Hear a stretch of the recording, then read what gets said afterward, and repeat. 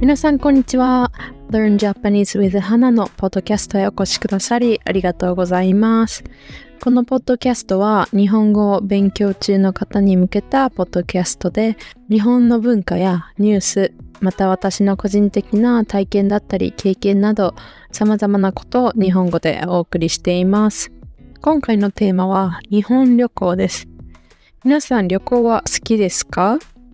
今これを録音しているのが7月14日なんですが、もうすぐ夏休みという方もたくさんいるかと思います。なので夏休みに旅行する方も多いかなと思います。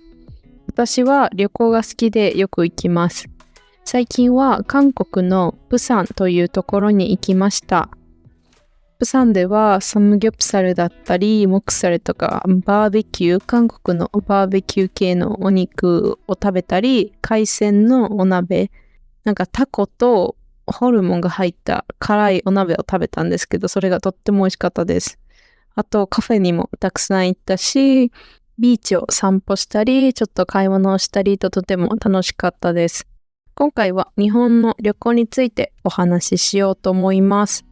日本にまだ来たことがない方や、これから日本に旅行しようと考えている方がいましたら、ぜひ参考にしていただければと思います。皆さん、日本で知っている都市はありますか？例えば東京とか大阪とか京都とか、この辺はもう皆さん知っているかなと思います。東京は日本の首都です。人口が約1400万人以上います。東京は市の名前ではなくて、英語で言うと prefecture の名前です。なので厳密に言うと、東京シティという場所はありません。高いビルとかたくさん建っていて、メトロとか地下鉄とか電車もたくさんあって、どこに行っても本当に人が多いです。有名な観光地もたくさんあって、例えば浅草にある浅草寺とか、東京タワーとか、東京スカイツリーとか、明治神宮とか、渋谷の交差点とか、あれが観光地なのかわかんないですけど、なんかそういった有名なものはたくさんあると思います。私的には明治神宮がとても好きで、都会の中にあるんですけど、自然に囲まれていて、比較的人も少なかったので、私が行った時には。なので、とても良かったです。あと、美術館とか、そういったものもたくさんあります。チームラボという体験型の施設がとてもおすすめです。チームラボっていうのは、なんか水が張ってるお部屋があったり、すっごいふかふかのクッションが地面に引いてあって、なんかジャンプしたり歩いたり走り回ったり楽しいお部屋があったり、ライトがもうなんかキラッキラに光ってるとことか、バルーンがたくさんあるお部屋とか、いろんなテーマに分かれたお部屋があって、ただ絵とか銅像とかを見るタイプの美術館とかじゃなくて、自分もそのアートの一部になった体験ができるような施設です。なのでとてもおすすめです。あと最近はハリーポッターの世界を体験できるところもあるみたいです。私はハリーポッターに詳しくないのであんまりわからないですが、もし好きな人がいたらぜひ行ってみてください。あと厳密には東京ではないですが、ディズニーランドとディズニーシーもあるので、ディズニー好きの方は、マストだと思います。日本に来たことがない方、都会が好きな方は東京は絶対に行ってみてください。私は東京には住んでいないので、何か例えばイベントとかコンサートとかそういったものがあるときに東京に行きます。なので東京は年に1回か2回ぐらいは行ってると思います。次に日本の伝統的な建物だったり文化を楽しみたい方は京都に行ってみてください。京都はもうとっても有名なので知らない人もあんまりいないかなと思います。古い建物、お寺、神社とかがたくさんあって、東京などとは雰囲気が全然違います。京都は抹茶が有名なので、いろんなカフェで抹茶のドリンクだったりデザートがたくさんあります。なので抹茶好きの方にもおすすめです。京都は観光客の方が本当に多いので、お寺とか神社とかに行きたい場合は朝早く早朝に行くか夕方のその閉まる前に行くのがおすすめです。次に大阪です。大阪はいろんな食べ物が有名です。例えばたこ焼きとかお好み焼きとかです。こういった小麦粉を使った食べ物を大阪の方言では粉もんと言います。あと大阪には USJ があります。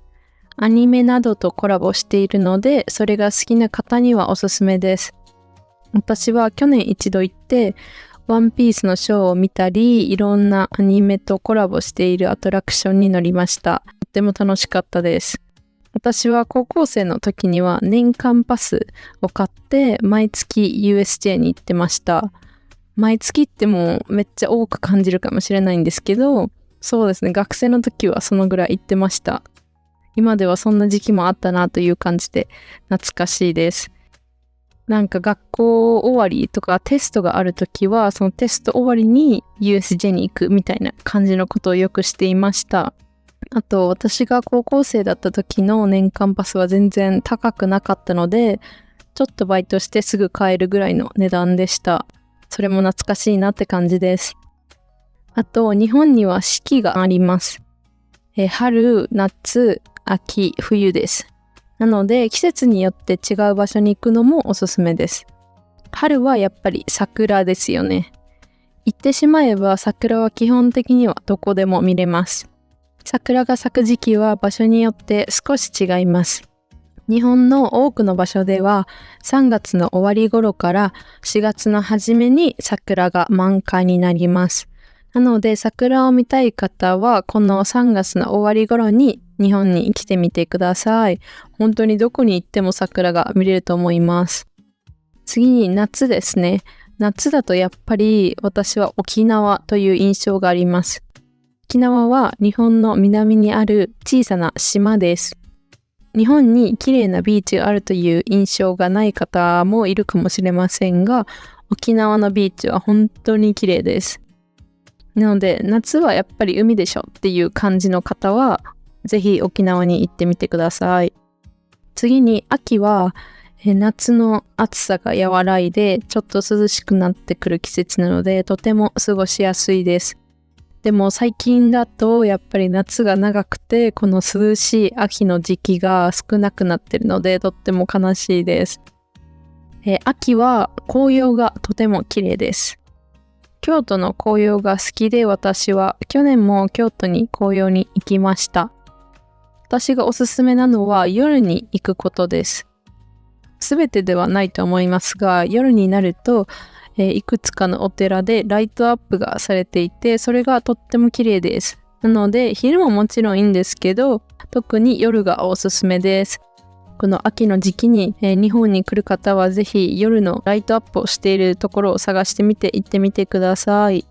最後に冬です。冬だと雪がたくさん降る地域があるので、スキーだったりスノボを楽しむことができます。長野県、新潟県、北海道などが有名です。海外の方から日本の雪は質が違うというのを聞いたことがあるので、スキーだったりスノボが好きな方はぜひ一度日本の雪を体験してみてください。スキーやスノボで一日遊んだ後の温泉なんかも最高です。一日の疲れを温泉で癒すっていうのが私的にはもう最高の日だと思います。そして秋とか冬に日本に来る場合は日本の温泉もぜひ行ってみてください。有名なのは草津温泉だったり道後温泉というところが日本でとても有名な温泉地です。私はまだ行ったことはないんですが、銀山温泉というところも私的には行ってみたいです。でもこれは少しちょっと遠いので、温泉地っていうのはだいたい山のとこにあるんですが、この銀山温泉っていうのは私が住んでいるところからとっても遠いので、まだ行けてないですが、行く機会があったらぜひ行ってみたいところです。ここはなんか少し雪が積もった時の街の風景が大正とか昭和時代の雰囲気が残っていて、レトロな雰囲気がとっても綺麗だったので行ってみたい場所です。なので皆さんも行く機会があればぜひ行ってみてください。秋とか冬の寒い時期に日本に来る方は温泉旅行をぜひプランに入れてみてください。今回は日本旅行についてお話ししてみました。どこか行ってみたい場所などありましたか？皆さんが日本で行ってみたい場所だったり、行ってよかった場所などありましたら、ぜひコメントで教えてください。また気になるトピックや話してほしいテーマなどありましたら、それもぜひコメントに書いていただけたらと思います。今回も最後まで聞いてくださり本当にありがとうございます。それではまた次回お会いしましょう。